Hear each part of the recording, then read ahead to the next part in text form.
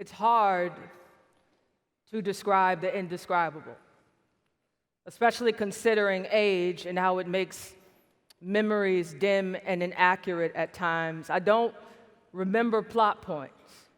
I don't know what color shirt I had on. I don't know if it was blue or orange or black like the room it all happened in. I don't remember how he got me to follow him into the basement, if he bartered me with the promises of toys or candy, if he led me by the hand, or if I ran after him like any child under 7 does when around a teenage boy that they trust. But there I was, completely unaware, with no context for how familiarity with someone by no means excludes them from harming the ones that they know. If anything, it's always proved to be the currency of abuse. To know him already was to leave my heart unguarded. So imagine my surprise when I was told to do something that I've never done, or known, or seen, or heard. This act, my inability to breathe during it, the dark basements, the adults upstairs never coming to see what a 16-year-old boy might be doing with a first grader.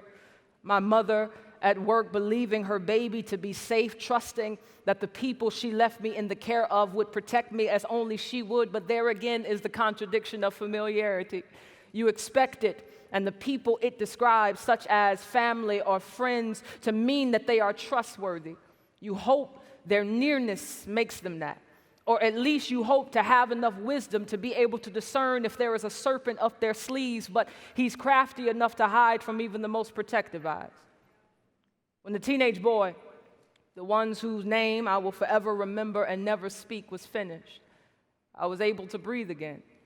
And he never told me not to tell, or maybe he did and I just don't remember. But what I do know is that it became a secret, because to tell someone, I thought, was to implicate myself in an act of doing something that ought not be done. Being a child, I didn't have the capacity to even consider that his evil was not also my own. I'm the one that followed him into the basement. I'm the one that whispered in between the shadows. I am the one that silenced my laugh to replace it with silence. I am the one who let him take my breath and my body from me. I didn't speak of that day until I learned of its name. I was 14 and watching an episode of Oprah, because Oprah is America's therapist. And there was a woman speaking with wet eyes and a cracked voice, and she was telling Oprah about the molestation that occurred in her home. She described the scenario in which her innocence was overcome. And as I listened to her story, I thought of the basement's darkness and what happened inside of it. What I heard from her and what I remembered sounded the same, except I'd never given it a name like she did. To me, it was just something that happened. But according to this woman, I was a victim of sexual abuse. To call it by name allowed me to connect dots. The consequences of abuse, like fear and shame and control, dominated my days, but it had a source that I could not acknowledge until it was reintroduced to me. It was not merely that a teenage boy did something to me when I was little. That's far too abstract, which mutes the heartbreaking reality of what actually happened. It was that I was molested and violated by an image bearer who did not see me as one.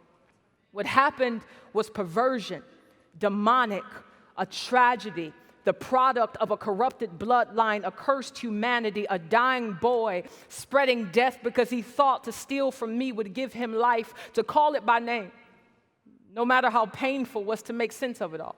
To put flesh on floating bones and watch it walk. If I wanted to be healed, I needed to be specific about what had been broken. I always thought that healing was an immediate act of God dependent upon the measure of my faith. Like the woman whose bleeding stopped the moment that she touched God's clothes. Though I had no hymn to hold, I had all of the time to pray, to ask God to deliver me from what that almost man did to me. But what I've come to learn of God is that his healing is gradual and unassuming. And it usually begins with the hard work and sometimes unintentional revelation that the trauma actually exists. Everything related to my molestation that needed to be healed had to be recognized first. It wasn't until my now husband began his pursuit of my heart that much of the unearthed pain surfaced. He liked me, and I liked him. We followed each other on Twitter and liked each other's posts. But when we voiced our attractions for each other and he followed through, I shut down. I became hard, unfeeling, and for the life of me, I did not understand why. I wanted to love him freely. I wanted to let him hold me. I wanted to be vulnerable, but I couldn't. He wanted to lead me well, but complementarianism as it looks when lived was terrifying when I remembered what happened the last time I let a boy lead me. I learned my lesson on letting a man use my trust as food for his demons, and it made me hypervigilant, always needing answers to motivate me to action, always questioning things so I had enough information to guarantee safety. How could I know that this new boy wouldn't be and do the same? That he actually wanted me and not just my body? What proof did I have that I'd be able to breathe when he was in the room and that I wouldn't have to hold my breath until he finished? Trauma makes you inquisitive, you know? It makes you doubt everything and everybody. It makes you squint your eye at the familiar, rummage through your memories, and project what you gathered onto anybody that might mimic it. It makes you afraid to be yourself, to be honest, to have faith in anything other than God and your own feeble attempts at self-preservation. It makes you jealous when you see people, other people, who only held their breath underwater and not in basements, so they have no fear of swimming in the dark. When you see a woman be held by their lover and they love it, they don't resist his affection for fear of what it might mean or do. They delight in his love and they tell him why. They don't see vulnerability as a threat but a gift. The sexually traumatized can only imagine a world where they don't have a ghost in their bedroom at all times. I cannot tell you how frustrated I still am because it does not matter how much theology I have attained now, I am still affected by what happened to me then. Even though my mind does not remember all of the details, my body does. I am all of 30, and I still feel like a 7-year-old on most days. I am still so fearful of following anybody, anywhere. I have made a living out of showing people how to breathe, but here I am still holding my breath. Still wondering if when I surface, there will be someone to say, Jackie, you will be okay. At this point, heaven is my ultimate hope of healing. It isn't that God is not healing me now, because he is. He is using my husband's patient love, my community's constant ear, and my therapist's insight to mend me, but I am not satisfied with that. And I don't believe that I have to be. This incomplete healing is what propels my hope for a more sufficient one. A healing that is not limited by space and time. A healing that isn't undone by what triggers me here. There in heaven is when I will be made whole, and not merely by faith, but tangibly. I will see it. I will feel it. I will know it. I won't need a sermon or a podcast or a conference to convince me. It will be an eternal reality, because there what is mortal will be swallowed up by life. This body, with all of its fear and shame, will be done anew. I will no longer have to force myself to think on whatever is good and pure. I will do it on its own accord. Whatever memories I will have, they won't have any control over me. They will remind me of Jesus and how he suffered too, how men made in his image did not recognize him as God. They abused his body before killing it, but they could not control the body nor the God that they abused. His resurrection is all of the proof that I need that he will make all things new, and not just this world and the heavens and the church, but me, my mind and my heart and my body will resurrect into something glorious. In heaven, I won't have to hide behind the delusion of strength to protect myself from pain. I will still be weak as all humans are, but I will be stronger than I have ever been. In heaven, I won't have to be afraid of intimacy. The one flesh union between spouses and the closeness experienced between Christians of all kind is but a metaphor of what is to come.